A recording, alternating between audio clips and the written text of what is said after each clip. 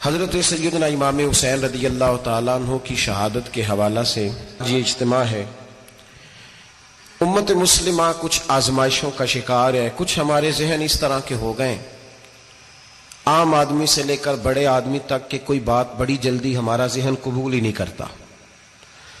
کسی دوسرے کی طرف جانا یا کوئی اور بات کرنا یہ تو بڑی لمبی بات ہے، عام جو سادی باتیں ہیں وہ بھی ہمارے ذہن مشکل سے قبول کرتے ہیں، چونکہ شکوک اتنے ڈال دیے گئے ہیں، شک اتنا پیدا کر دیا گیا ہے، تفریق اتنی ہے، بدگمانی اتنی ہے، بری سوچ اتنی زیادہ ہے، بڑی مشکل ہے لوگوں کا کچھ چیزوں کو قبول کرنا۔ ہم لوگ جو ڈیوٹی کرتے رہتے ہیں تھوڑی تھوڑی، تو ہم اصل میں اذان دیتے ہیں، صرف اذان دیتے ہیں کہ چلو بتا دے لوگوں کو کہ نماز کا وقت ہو گیا ہے، باقی اس سے زیادہ ہم اپنی حیثیت نہیں سمجھتے۔ اذان دینا ذمہ داری ہے، تو اللہ تعالیٰ جب تک موقع دے گا اذان ہوتی رہے گی۔ کچھ لوگ صحابہ کے بارے میں کمزور جملے بولتے ہیں، غلط باتیں کرتے ہیں، کچھ اہل بیت نبوت کے بارے میں غلط باتیں کرتے ہیں، یہ صرف سنی ہے جو حق چار یار کا نعرہ بھی کھل کے لگاتا ہے، اور یہ نعرہ حیدری یا علی بھی کھل کے لگاتا ہے۔ یہ اللہ نے صرف ہمیں مقام، وہ الگ بات ہے کہ ہم لوگ سننے کو تیار نہیں، سمجھنے کو تیار نہیں کہ اللہ نے ہمیں مرتبہ کتنا عطا فرمایا ہے۔ یہ صرف ہماری امام حسین کی شہادت کا کچھ تھوڑا سا پس منظر۔ شہادت ہمارے ہاں بیان ہوتی ہے اس انداز میں کہ لگتا ہے کہ کسی مظلوم بندے کو کسی نے پکڑا ہوا تھا تو وہ سارے اسے مار رہے تھے اور وہ منتیں کر رہا تھا کہ مجھے نہ مارو، اتنی ہائے ہائے کی جاتی ہے کہ محسوس ہوتا ہے کہ امام علی مقام بڑے پریشان تھے کہ کسی طریقے سے، اور ان کا خاندان بڑا تکلیف میں تھا کہ جلدی کہیں کربلا سے نکل جائیں۔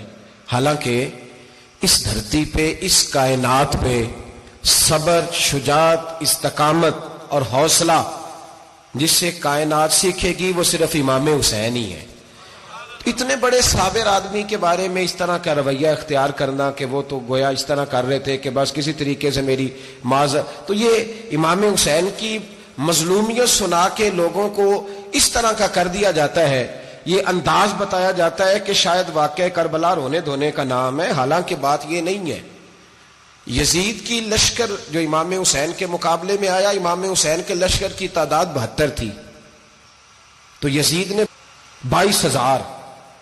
22,000 آدمی، مجھے بتائیے 72 کا 22,000 سے کو مقابلہ ہوتا ہے؟ بولیے۔ عمر بن سعد نے پھر عبید اللہ ابن زیاد کو لکھا کہ 22,000 بندے تھوڑے ہیں، کچھ بندے زیادہ بھیج۔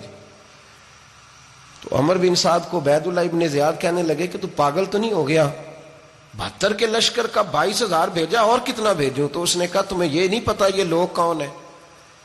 یہ مولا علی شیر خدا کی اولاد ہے، ان میں ایک ایک شخص ایسا ہے جو 1,000 کے مقابلے میں لڑنا جانتا ہے۔ تو یہاں کمزوری دکھائی جاتی ہے، ہمارے بچے سمجھنے لگے ہیں کہ یہ شاید کوئی ایسی داستان ہے، اور اس طرح کا ماحول ٹی وی پہ میں دیکھ رہا تھا، اس طرح کا ماحول بنایا جاتا ہے جیسے کوئی خوف ہے، یعنی واقع کربلا کوئی ایسا واقعہ جسے دیکھ کے خوف طاری ہو جائے، بچے راتوں کو ڈرے، وہ اکیلے درخت دکھائے جا رہے ہیں اور تیر دکھائے جا رہے ہیں۔ او یار، کیا قوم کی تربیت کر رہے ہیں؟ واقعہ کربلا حوصلے کا نام ہے، دلیری کا نام ہے۔ سنیں بات اصل میں کیا تھی، بڑے ٹھنڈے دماغ سے میری بات کو سمجھیے گا۔ حضرت مولا علی شیر خدا کے بعد مسلمانوں کے متفقہ امیر بنے تھے حضرت امیر معاویہ۔ انہیں امیر کس نے بنایا تھا؟ امام حسن نے، حضرت علی کے بڑے صاحبزادے۔ حضرت امام حسن نے ان سے صلح کی، انہیں خلافت دی، اور صحیح بخاری میں نبی پاک نے فرمایا تھا میرا بیٹا حسن سردار ہے، جب مسلمانوں کی جماعتوں میں لہو بہ جائے گا تو حسن ان کی صلح کرا دے گا۔ وہ صلح امام حسن نے کرائی، جناب امیر معاویہ امیر بن گئے۔ حضرت امیر معاویہ رضی اللہ تعالیٰ عنہ بڑا پیار کرتے تھے نبی پاک سے، بڑا احترام کرتے تھے حضور کے خاندان کا۔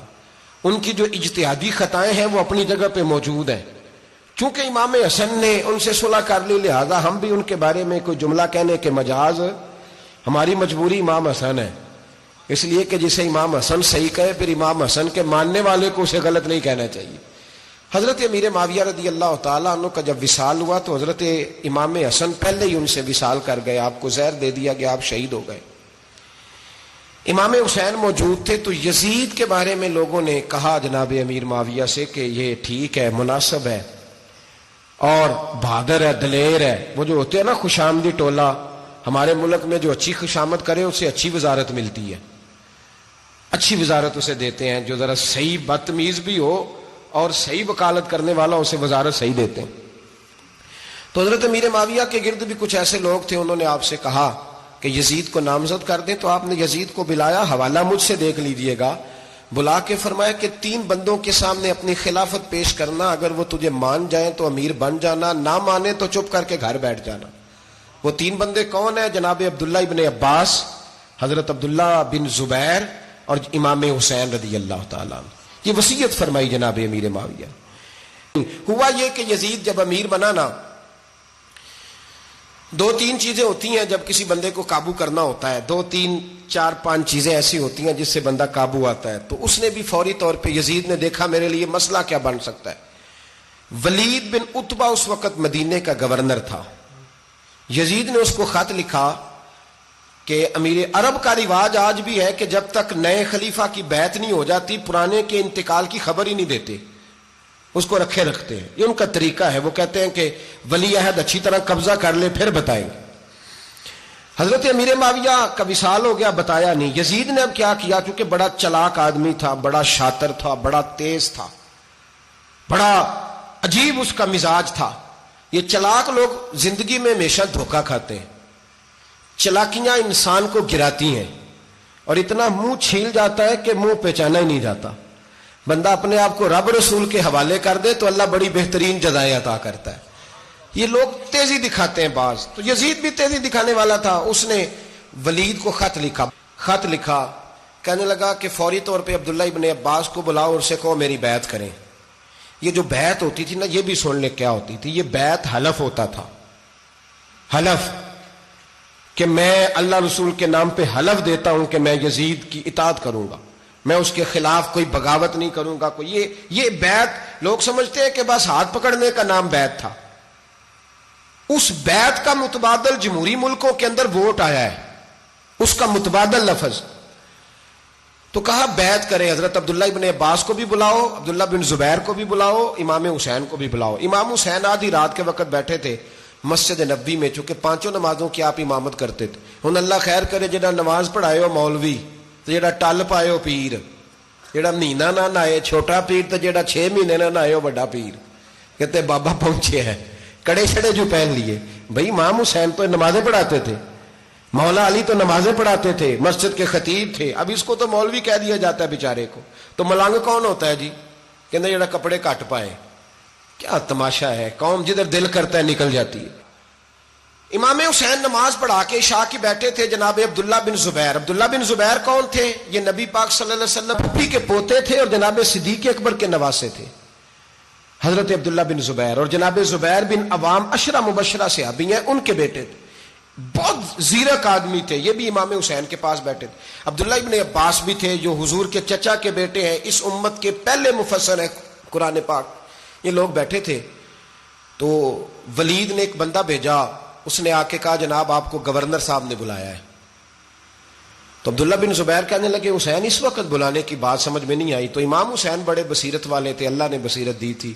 کہنے لگے عبداللہ آپ کو سمجھ نہیں آئی, مجھے سمجھ آ گئی ہے, امیر معاویہ وصال کر گئے اور یہ ہمیں جو بلایا گیا ہے نا, یہ یزید کی بیعت کے لیے بلایا گیا ہے. تو کہا پھر آپ آدھی رات کو نہ جائیں, آپ کے لیے خطرہ ہوگا. تو امام حسین فرمانے لگے خطرہ حسین کو نہیں ہوتا, حسین کو خطرہ نہیں. کہا پھر بھی آپ مہربانی کریں ذرا احتیاط سے جائیں. تو جناب عبداللہ ابن زبیر نے, عبداللہ ابن عباس نے 14 بندے نیزے دے کے, تلواریں دے کے امام حسین کے ساتھ بھیجے اور کہا کہ امام حسین اگر اس نے کوئی غلط ملت بات کی نا, زبردستی بیعت کرنے کا کہا, تو آپ بس کوئی ایک بات اونچی آواز میں کر دینا, یہ سپاہی پیچھے آ جائیں گے. امام حسین ان 14 بندوں کو لے کے گورنر ہاؤس پہنچ گئے.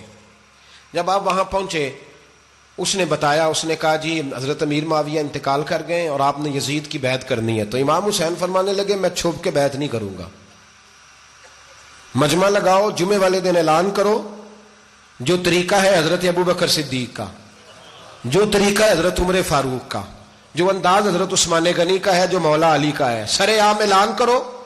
اگر ساری دنیا یزید کی بیعت کرے گی تو میں بھی تیار ہوں. تم مجھ سے بیعت لے کے پھر لوگوں کو بتانا چاہتے ہو کہ حسین بیعت ہو کر رہے ہیں تو تم کیوں نہیں کر رہے؟ میں عام آدمی نہیں ہوں، لہذا چھپ کے بیعت نہیں کرتا. جب یہ بات کی نا تو ولید بڑا نرم دل تھا اور امام حسین کی شان کو جانتا تھا. وہ جانتا تھا یہ نبی پاک کا خاندان ہے. اس نے کہا جی مجھے تو حکم تھا، باقی آپ حضور کے نواز ہیں، میں کر کچھ. وہاں ایک بڑا بدبخت شخص بیٹھا تھا، عبد الملک بن مروان. وہ ولید سے کہنے لگا کہ اگر حسین آج تمہارے ہاتھ سے نکل گئے تو تمہارے لیے بہت بڑا مسئلہ کھڑا ہو جائے، انہیں جانے نہ دینا، یا بیعت کراؤ یا ان سے کہو جنگ کے لیے تیار ہو. تو امام حسین رضی اللہ تعالیٰ عنہ کے کانوں میں آواز گئی تو فرمانے لگے ابن مرجانہ، اگر تیرے اندر جرت ہے تو آ سامنے حسین کے، اس کے کانوں میں باتیں نہ کر، کانا پھوسی نہ کر، باہر آ میدان میں، شرارت نہ کر، باہر آ، میں تمہیں ابھی بتاتا ہوں کہ حسین سے مقابلہ کرنے کا انجام کیا ہے. یہ کہہ کہ امام حسین باہر نکلے، اپنے بھائی محمد بن انفیہ کو بلایا، عبداللہ بن زبیر، عبداللہ ابن عباس، ڈھیر سارے لوگ اکٹھے ہو گئے. فرمایا یہ معاملہ ہے، اب کیا کرنا ہے؟ یاد رکھیں ووٹ برادری کا نہیں ہوتا، ووٹ برادری کا نہیں، ووٹ دین کا ہوتا ہے. جو بندہ دین کے، ملت کے، مذہب کے معیار پہ پورا نہ ہوتے اسے حکمت کے تحت بھی ووٹ دینا جائز. ہاں یہ بات سچی ہے تو بہرحال سچی ہے، یہ یاد رکھ لے. ہمارے ووٹ سے کوئی ایم این اے، ایم پی اے جتنے ظلم کرے گا ووٹ دینے والا اس کے ظلم میں شریک ہوگا، بالکل 100%. یہ لکھ لیں بات. ہم اس وقت بڑی جلدی، پتہ نہیں ہمیں کیا مسئلہ ہو جاتا ہے، اتنا اتنی مصیبت انہیں نہیں بنی ہوتی، نہیں یہاں بنی ہوتی ہے. خدا کا خوف کریں. امام علی مقام ووٹ ہی مانگ رہا تھا نا یزید، اور پھر اس نے بڑے بڑے لالچ دیے. اس نے کہا کہ آپ 5-4 صوبے ہیں جس کی گورنری مرضی رکھ لیں، دولت آپ کی مرضی کی. تو پھر آج ہمیں بھی لوگ مشورہ دیتے ہیں، کہتے ہیں مسجد میں سیاست نہیں ہونی چاہیے. میں نے کہا کیا کریں، یہ امام حسین ہمیں مجبور کر گئے، کوئی نہ کوئی بات کرنی پڑ ہی جاتی ہے. امام علی مقام نے فرمایا چھپ کے ووٹ کی بات، بیعت کی بات نہیں ہو سکتی. آپ نے جا کے لوگوں سے مشورہ کیا تو وہ کہنے لگے حضور وقت ابھی مناسب نہیں ہے، آپ اس طرح کریں یہاں رکیں، ہم مکے سے، عراق سے، کوفے سے لوگوں کو بلاتے ہیں، یہاں ایک بڑی مجلس مشاورت قائم کرتے ہیں. امام حسین فرمانے لگے اگر تم مشاورت قائم کرو گے تو ولید اور عبد الملک بن مروان وہ تو جنگ کرنے کو تیار ہے، اور نبی پاک نے فرمایا ایک مینڈا ہوگا جس کی وجہ سے مدینے کی گلیوں میں لہو بہے گا. فرمانے لگے میں وہ بکرا، وہ مینڈا نہیں بننا چاہتا. کہا پھر آپ کیا کریں گے؟ تو امام حسین رو پڑے، فرمانے لگے میں مدینہ چھوڑ جاؤں گا لیکن مدینے کی حرمت پامال نہیں ہونے دوں گا. امام علی مقام آدھی رات کے وقت نکلے. سیدہ فاطمہ کا دروازہ ایک اس دن تھا جس دن حضرت مولا علی کوفے چلے گئے، اور دوبارہ آج تالا لگا جب امام حسین نکلے. آپ جنت البقیع کے پیچھے کھڑے ہو کے حضور کا روضہ دیکھنے لگے. اس وقت گنبد تو نہیں ہوتا تھا، روضہ دیکھنے لگے. نانا تیرے کرم کے خزینے کی خیر ہو، میں جا رہا ہوں تیرے مدینے کی خیر ہو. سارا خاندان لے گئے، مکے تشریف لے گئے. حج کے ایام قریب آنے والے تھے. امام حسین نے وہاں لوگوں سے باتیں کی. جب امام حسین وہاں سے پہنچے تو کوفے سے خط آنے لگے. کوفہ حضرت علی کا دارالخلافہ تھا، وہاں آپ کے محبین، پیار کرنے والے ڈھیروں تھے. انہیں خط لکھے کہ حضور آپ چپ کر کے بیٹھے ہوئے ہیں اور ہمارے اوپر یزید مسلط ہو گیا ہے. آپ اگر میدان میں نہیں نکلیں گے، آپ نہیں آئیں گے تو ہم اللہ کی بارگاہ میں شکوہ کریں گے کہ کوئی ہماری کمان کرنے کو تیار ہی نہیں ہوا. اور وہ خط 1 2 3 نہیں آئے، وہ خط اتنے تھے کہ 3 بوریوں میں بھرے تھے امام حسین نے، 3 بوریوں میں. اب مجبوری ہو جاتی ہے، حق کے لیے کئی دفعہ بات کرنا مجبوری ہوتی ہے. اگر نہیں کرے گا تو پھر اس کو بھی قبر میں جواب دینا پڑے گا. امام علی مقام رضی اللہ تعالیٰ عنہ نے مکے میں اب لوگوں کو جمع کیا مشورے کے لیے. ہر بندے نے کہا حضور وہ بلا تو رہے ہیں پر اپنے وعدوں کے پکے بڑے کم لوگ ہوتے ہیں، بڑے کم لوگ. جسے زندگی ہو پیاری وہ یہیں سے لوٹ جائے. میرے قافلے میں شامل کوئی کم ظرف نہیں ہے. بڑے کم لوگ ہوتے ہیں جو ارادوں کے، وعدوں کے ہمیشہ ساتھ چلنے کے پکے ہوتے ہیں، ورنہ بڑے لوگوں کو گرمی لگنے لگتی ہے، بڑے لوگوں کی مشکلات آتی ہیں، بڑے لوگ ایسے ہوتے ہیں جن کی مجبوریاں بن جاتی. کہا حضور وہ پکے نہیں، آپ نہ جائیں. ہر بندے نے کہا، حالات ٹھیک نہیں، حالات گراؤنڈ ریالٹی صحیح نہیں. یہی مشورہ آج بھی ہر بندہ دیتا ہے. ابھی حالات نہیں، اتنے خراب حالات کبھی نہیں ہوئے تھے جتنے امام حسین کے دور میں تھے. لیکن فرمایا میں دین کے خلاف غلط حکمران کو مسلط ہونے کی اجازت، غلط حکمران کو مسلط ہونے کی اجازت مزاحمت کروں گا، مخالفت کروں گا. امام کہنے لگے کوئی بات نہیں، وہ میرے ساتھ چلے نہ چلے لیکن میں کوفے جاؤں گا. وہ لوگ میرے ساتھ کھڑا ہونے کو تیار ہے تو وہ جھوٹ ہے یا سچ ہے پر میں چلوں گا. جب امام علی مقام نے اصرار فرمایا تو جو آپ کے قریبی صحابہ کرام کی اولادیں تھی ساری، یہ بھی اب بیماری ہے. کچھ لوگ کہتے ہیں جی صحابہ نہیں ساتھ چلے، تو میں کہتا ہوں اہل بیت نبوت کے تو کل افراد 21 تھے، تو 72 میں باقی اولادیں کس کی تھی؟ وہ ساری صحابہ کی اولادیں تھیں. وہ سارے، پتہ نہیں کیوں اس طرح کا فلسفہ بیان کیا جاتا ہے جس میں حالات خراب ہو.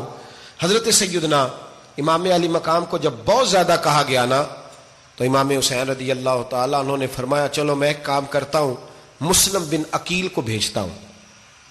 حضرت علی کے بھتیجے ہیں، امام حسین رضی اللہ تعالیٰ عنہ کے چچا کے بیٹے ہیں حضرت عقیل کے صاحبزادے مسلم بن عقیل.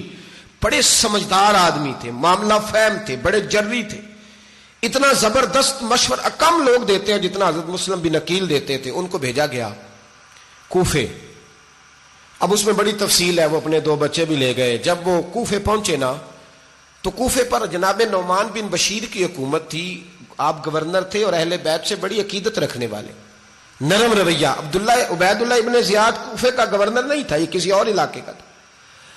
جب آپ وہاں پہنچے تو نعمان بن بشیر نے دیکھا کہ حضرت مسلم بن عقیل آئے ہیں تو لوگ دوڑے ان کی بیعت کرنے، بھاگے. اتنے لوگ جمع ہوئے کہ ایک دن میں 17,000 آدمی نے بیعت کر لی.